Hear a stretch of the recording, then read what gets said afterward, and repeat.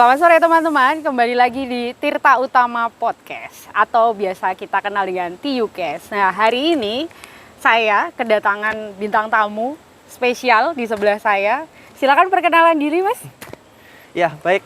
Nama saya Nur Sudibyo. Saya di sini di divisi transmisi distribusi untuk di bagian produksi transmisi distribusi dan mekanikal elektrikal. Panjang sekali ya ininya, bagiannya, Mas. Berarti bagiannya di transmisi dan distribusi. Betul, lebih tepatnya kalau saya di transmisi dan distribusi. Oke. Posisi sekarang berada di mana kita? Di IPA Krompeng. Oh, di IPA Krompeng, baik. Unit Petanglong.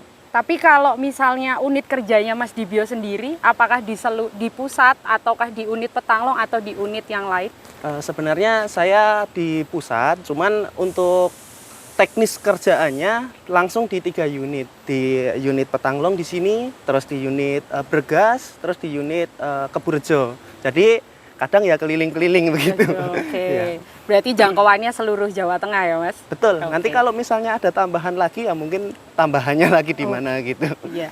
Melihat perkembangan Tirta Utama ya, Mas. Betul, ya. Hari ini kita akan membahas tema yang cukup menarik ya. Artinya berkaitan dengan domainnya Mas Dibyo sendiri ya, berkaitan dengan NRW. Oke. Ya, sebelum masuk lebih jauh, sepertinya teman-teman perlu tahu NRW itu apa sih, Mas? Iya.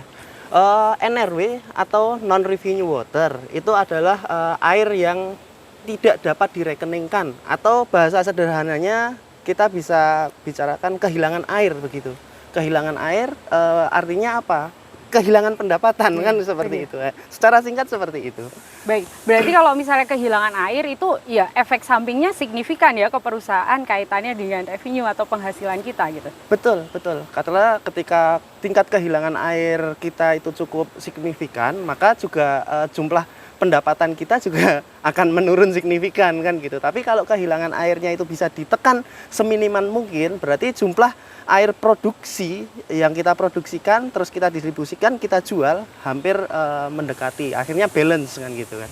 Oke, baik. Saya terus penasaran, selama ini strategi apa ya sudah dilakukan untuk kemudian meminimalisir terjadinya NRW ini, Mas?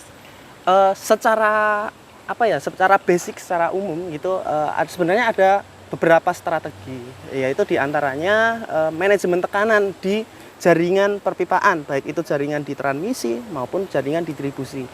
Manajemen tekanan itu seperti apa? Yaitu kita harus melihat tekanan yang ada di dalam pipa itu, apakah tekanan itu melebihi ambang batas atau tidak. Artinya apa?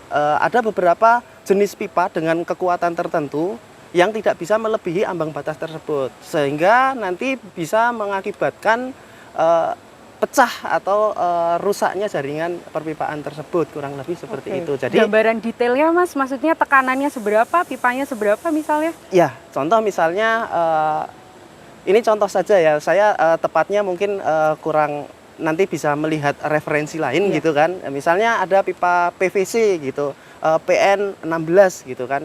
PN 16 berarti kekuatannya itu bisa mencapai 16 bar gitu. Nah, dengan kondisi seperti itu artinya apa? Tekanan yang dianjurkan di dalam pipa itu tidak boleh melebihi 16 bar, lebih kecil dari 16 bar. Nah, manajemen tekanan ini diperlukan supaya kita bisa melihat jangan sampai air yang ada di dalam pipa itu melebihi 16 bar. Kalau melebihi 16 bar artinya nanti pipa tersebut akan pecah atau rusak kan gitu. Baik. Berikutnya, Mas, selain manajemen tekanan ada strategi lain yang biasa dilakukan juga? Iya, ada juga strategi lainnya, yaitu kita bisa melakukan apa istilahnya, inspeksi jaringan atau penanganan kebocoran secara aktif gitu kan. Itu kita melihat jaringan di jaringan pipa kita, terus kita melakukan inspeksi secara berkala untuk melihat apakah di jaringan tersebut terjadi kebocoran secara fisik atau tidak gitu. Terus selanjutnya ada juga manajemen aset.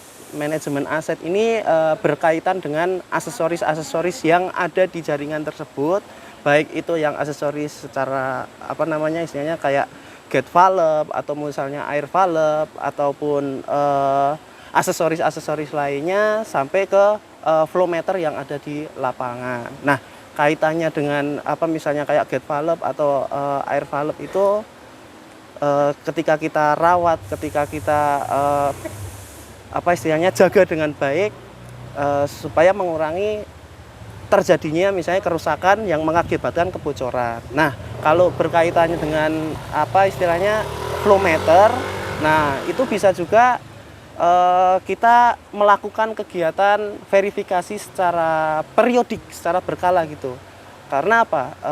Ketika tingkat keakurasian dari alat tersebut menurun, itu bisa mengakibatkan kesalahan pencatatan pada jumlah air yang akan kita jual. Kurang lebih seperti itu. Oke. Berarti kalau misalnya tadi ya kita kembali ada kebocoran, itu juga berkaitan dengan seberapa cepat sih nanti teman-teman di Tirta Utama ini memperbaiki. Oh ya, betul.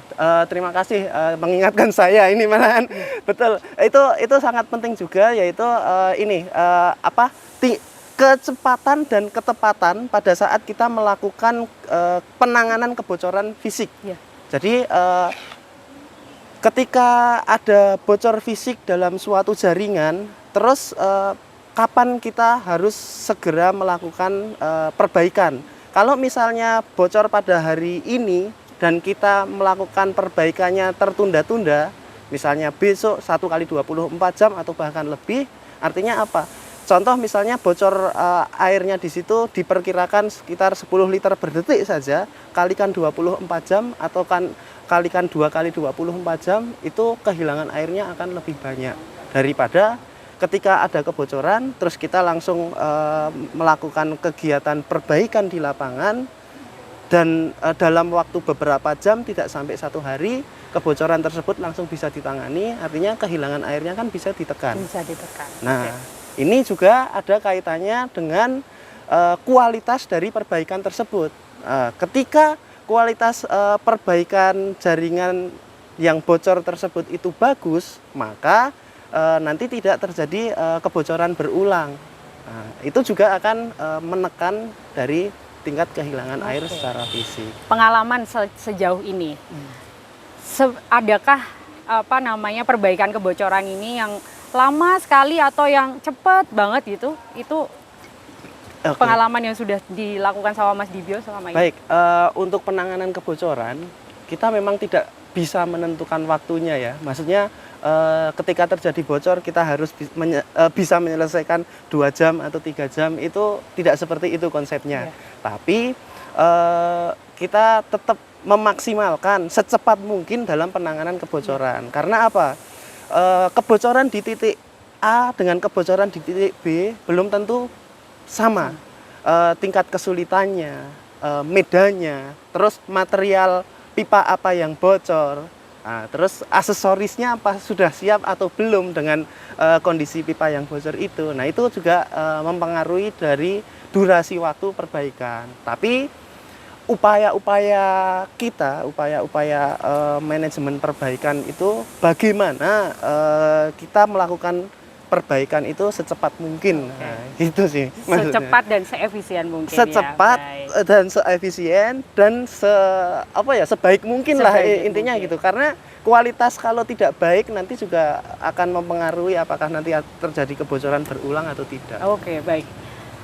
Itu tadi kan strategi ya, Mas. Ya. Kalau misalnya kegiatan-kegiatan deh yang sudah dilakukan oleh teman-teman PT Tirta Utama untuk kaitannya dengan penurunan NRW ini seperti apa? Iya, kalau dari pengalaman saya ya, semenjak saya bergabung di sini, untuk kegiatan-kegiatan NRW yang dilakukan antara lain kita melakukan kegiatan yang namanya water balance.